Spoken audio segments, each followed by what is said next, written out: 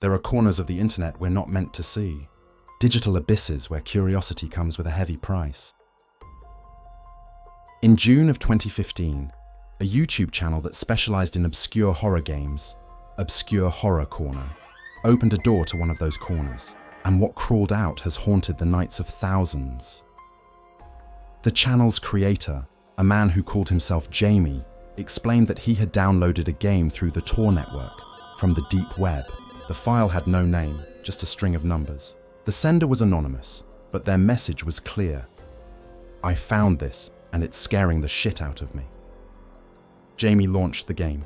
He named it Sad Satan. He thought he was dealing with another small indie horror game, like hundreds of others. He couldn't have been more wrong. What he recorded and uploaded wasn't a game. It was an experience. A descent into madness built from violent imagery, jarring sounds, and secrets so dark they felt like they were bleeding in from the real world. Tonight, we're not just talking about a video game. We're investigating a digital urban legend that blurred the line between fiction and reality. Who created Sad Satan? And what was their goal? Brace yourselves, because the truth might be even more disturbing than the game itself. Jamie released his findings in 5 parts. 5 videos documenting his journey into this interactive nightmare. From the very first second, the atmosphere is unbearable. The game is deceptively simple. The player walks down a long, dark, almost empty hallway. The graphics are minimalist, black and white. There are no objectives, no instructions, just the oppressive sound of your own footsteps echoing in the void. But very quickly, strange things begin to happen. New sounds layer over the footsteps, muffled screams, audio recordings played in reverse, fragments of speeches. Sometimes the hallway subtly changes shape. You get the feeling you're being watched. And then there are the images. Without any warning, still, black and white images flash on the screen for a fraction of a second. They are disturbing, violent images. We see photos of notorious criminals, like the Japanese child murderer Tsutomu Miyazaki. We see pictures that seem to be pulled from satanic or occult contexts. One of the most famous shows the former British entertainer Jimmy Savile, now known to have been a monstrous sexual predator, posing next to Margaret Thatcher. The game is also populated by characters. Not enemies to fight, but presences. 2 silhouettes of children stand motionless in the hallway, refusing to move. They've been nicknamed the NPPs, or non-player psychopaths. They don't do anything, but their mere presence is terrifying. As he progresses, Jamie becomes more and more disturbed. He explains that the game is creating text files on his desktop, containing cryptic messages. He claims the game is affecting his computer and maybe even his sanity. The online community was immediately fascinated and terrified. Jamie's videos went viral.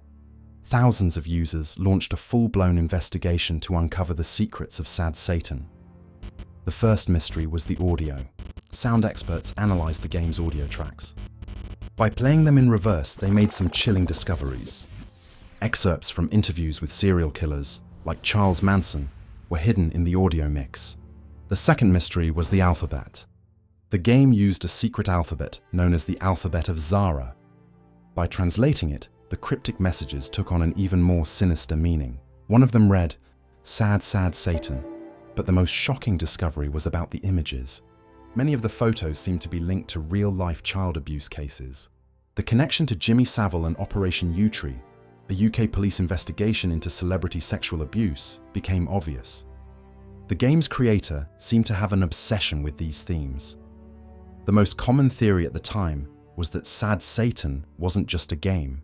It was a vessel, a file containing illegal and violent data, like gore or worse, hidden behind the facade of a horror game so it could be shared on the deep web.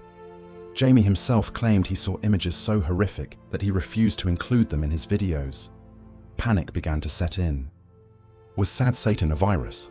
A Trojan horse? The work of a real criminal? The legend was born. Just as the investigation was peaking, the story took an unexpected turn. Jamie, the creator of Obscure Horror Corner, stopped posting. His channel went silent. Was he threatened? Had he gone too far? This is where the story gets complicated. Other versions of Sad Satan started appearing online. People claim to have found the original game file. One of these versions, promoted by another YouTuber, was loaded with actual gore and illegal content. It also contained a virus that would brick your computer. The panic was at an all-time high, and yet something felt off. Computer experts analyzed the game's behavior and noticed inconsistencies. And then, the truth began to surface. Members of the 4chan community, known for their skepticism, started to doubt Jamie's story. They pointed out that the idea of a cursed file from the deep web was a classic trope, a creepypasta. Finally, the most likely theory was put forward, not by a paranormal expert, but by web investigators.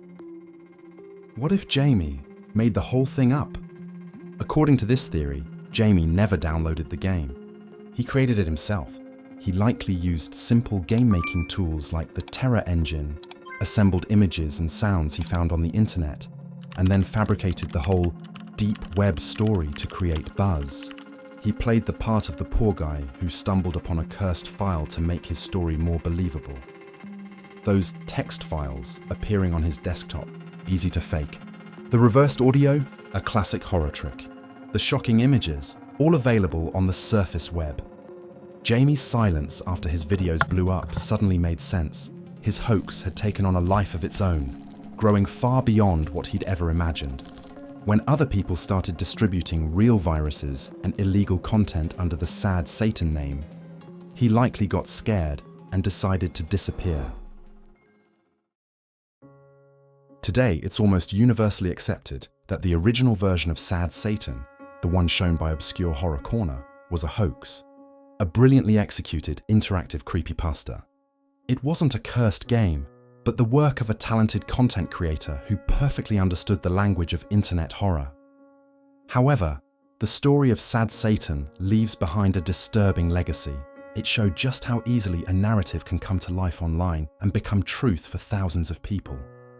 It also showed the danger of curiosity, because even if Jamie's game was fake, it inspired others to create and share versions that were very real and very dangerous.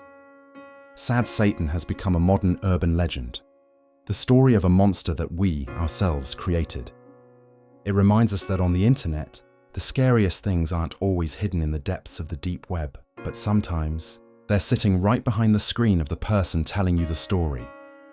The game may not have been real, but the fear it generated absolutely was. And maybe that's the true horror of Sad Satan. So, what's your take on this? Do you think Jamie made it all up? Or is there still a piece of the mystery left? Share your theories in the comments.